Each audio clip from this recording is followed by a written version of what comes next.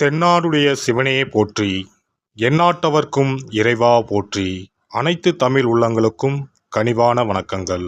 நிகழும் ஸ்ரீ மங்களகரமான குரோதி ஆண்டு ஜூலை மாதம் 17ஆம் தேதி புதன்கிழமை அன்று அனுசம் நட்சத்திரத்தில் ஏகாதசி திதியில் சுப்பிரம் நாமயோகத்தில் பனிசை கரணத்தினில் சித்த யோகம் கூடிய நன்னாளில் இந்த மகத்தான ஆடி மாதம் பிறக்கிறது.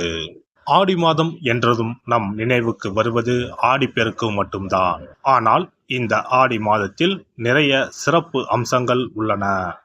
ஆடி செவ்வாய், ஆடி வெள்ளி, ஆடி பூரம், ஆடி அமாவாசை என வரிசையாக நிறைய தினங்கள் கொண்டாடப்படுகிறது. நிறைய சுப தினங்கள் வந்தால் கூட இந்த ஆடி மாதத்தில் யாரும் சுப நிகழ்ச்சிகளை நடத்துவதில்லை. திருமணம் மற்றும் வளைகாப்பு போன்ற சுப நிகழ்ச்சிகளை இந்த மாதத்தில் வைப்பதில்லை. புதுமண தம்பதிகளையும் இந்த மாதத்தில் பிரித்து வைப்பது உண்டு. இந்த ஆடிப்பெருக்கு திருவிழாவின் போது புதுமண தம்பதிகள் புதிய மஞ்சள் கயிறுகளை மாற்றிக்கொள்வார்கள். இந்து ஜோதிடத்தின்படி ஆடி மாதம் ஒரு அசுபமான மாதமாக பார்க்கப்படுகிறது. எனவே இந்த மாதத்தில் திருமணம், சுப நிகழ்ச்சிகள், புதுமனை புகுவிழா என எந்த சுபகாரியங்களும் நடக்காது. இந்த ஆடி மாதத்தை ஒரு சூனிய மாதம் என்றும் கூறுவார்கள்.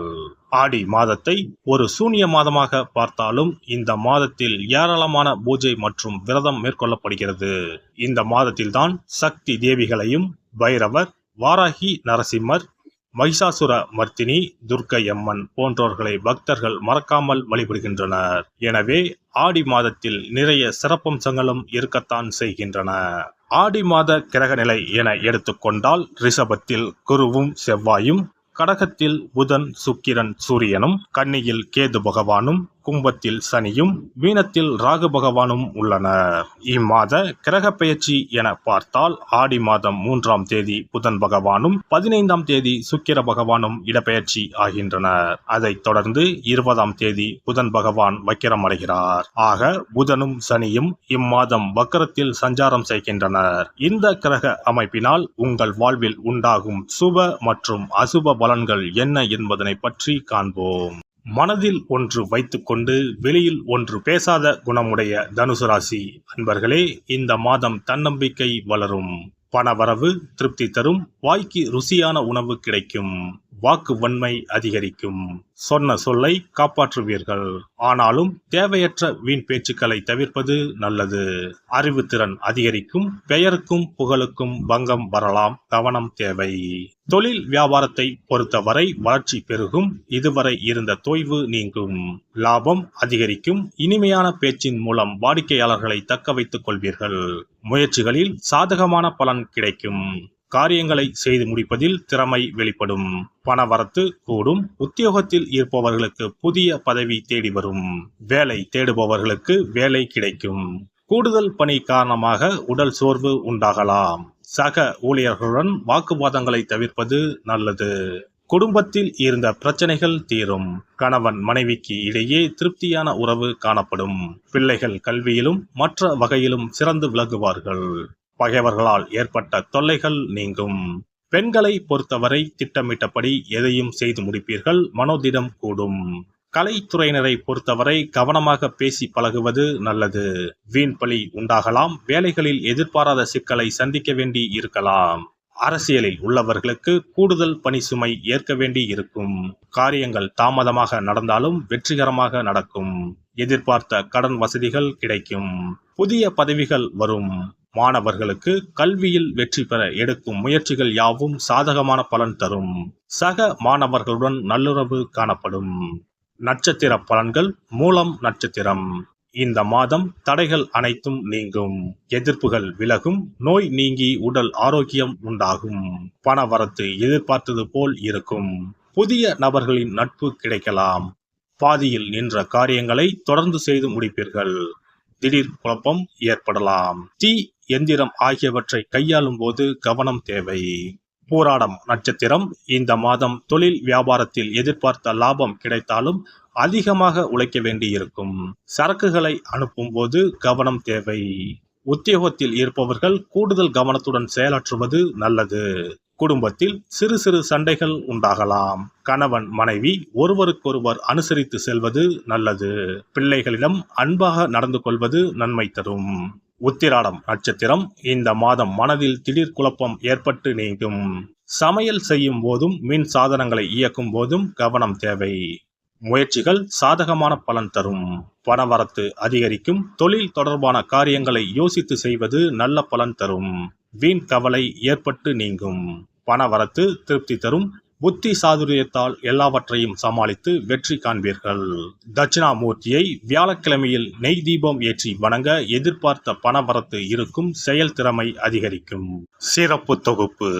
ஆடி மாத சிறப்புகள் மற்றும் வழிபாடு தொடர்பான சில குறிப்புகளை பற்றி காண்போம். ஆடி மாதத்தில் சிவனின் சக்தியை விட பார்வதியின் சக்தி அதிகமாக இருக்கும் என்பது ஐதீகம்.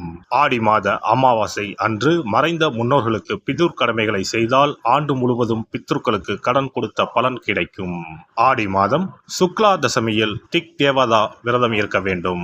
அன்று திக் தேவதைகளை அந்தந்த திக்குகளில் வணங்கி பூஜித்தால் நினைத்தது நடக்கும்.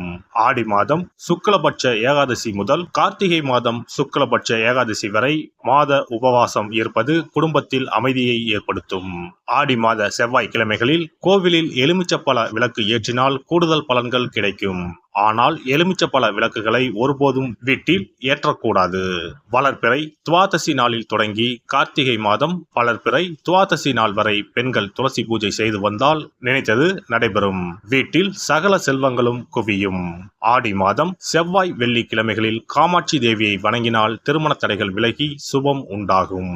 ஆடி மாதம் முழுவதும் மீனாட்சியை வழிபட்டால் குடும்பத்தில் அமைதி ஏற்படும். ஆடி மாதம் முத்துமாரியம்மனை மனமுருக வழிபட்டால் திருஷ்டிகள் விலகிவிடும். ஆடி மாதம் சுக்ல துவாதசியில் மகா விஷ்ணுவை நினைத்து விரதம் இருந்தால் செல்வம் பெருகும். ஆடி மாதம் சுக்லபட்ச ஏகாதசி தினத்தன்று அன்னதானம் செய்தால் சகல பாக்கியங்களும் கிடைக்கும். இம்மாதம் ஏகாதசி துவாதசி நாட்களில் அரச மரத்தை சுற்றி வந்து வழிபட்டால் வாழ்வில் மகிழ்ச்சி உண்டாகும். ஆடி மாத வெள்ளிக்கிழமைகளில் மகாலட்சுமியை வழிபட்டால் வீட்டில் செல்வம் சேரும். இம்மாதம் ஏதாவது ஒரு வெள்ளிக்கிழமை அம்மனை ஆவாகனம் செய்து வீட்டுக்கு வரவழைத்து வழிபடுவது சிறப்பை தரும். ஆடி மாதம் குத்து விளக்கை லட்சுமியாக பாவித்து அலங்கரித்து வழிபடுதல் வேண்டும். ஆடி மாதம் அம்மனுக்கு பால் பாயசம் சர்க்கரை பொங்கல் வைத்து வணங்குதல் வேண்டும். அம்மனை வழிபடும் போது மறக்காமல் லலிதா சகஸ்ரநாமம் சொல்ல வேண்டும். இம்மாதம் வீட்டில் சிறப்பு பூஜைகள் செய்யும் போது சிறு பெண் குழந்தைகளை அம்மனாக பாவித்து உணவு கொடுத்து ரவிக்கை சீப்பு குங்குமச்சிமிழ் கண்ணாடி வளையல் தாம்பூலம் கொடுக்க வேண்டும். இம்மாதம் அம்மனுக்கு சாற்றப்படும் வளையல்களை பெண்கள் அணிந்து கொண்டால் திருமண பாக்கியம் குழந்தை பாக்கியம் சகல நலன்களையும் நீங்காத செல்வத்தையும் பெறலாம்.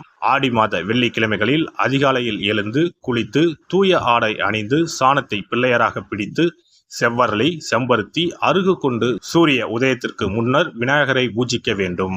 வாழை இலை மீது நெல்லை பரப்பி அதன் மீது கொழுக்கட்டை வைத்து விநாயகரை வழிபட செல்வம் கொளிக்கும்.